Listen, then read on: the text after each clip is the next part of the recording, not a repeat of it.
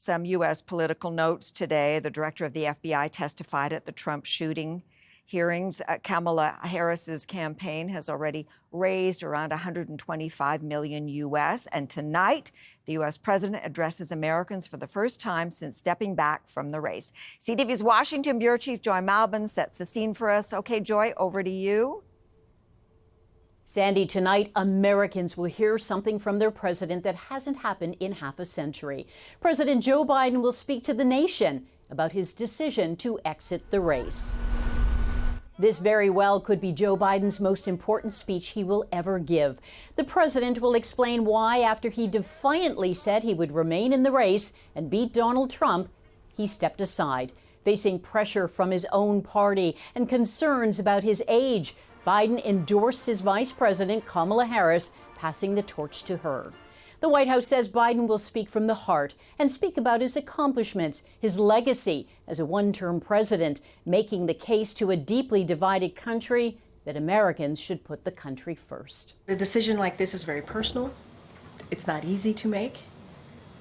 And I think there are very rare politicians who could look at the situation and make a decision, right? And I think it speaks to how honorable this president is, how selfless this president is. This just weeks after a gunman tried to assassinate Donald Trump, the Republican presidential candidate. FBI Director Christopher Wray revealing stunning new details about the gunman.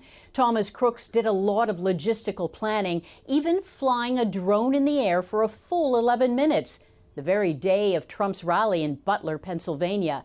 As they searched for a motive or any political ideology, they discovered Crooks had researched details about the John F. Kennedy assassination on his laptop. Reveals that on July 6th, he did a Google search for, quote, how far away was Oswald from Kennedy?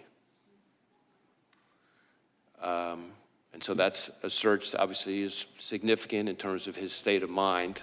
The FBI doesn't really discuss investigations, but the security lapses, some of the worst in decades, have already led to the resignation of the Secret Service director yesterday.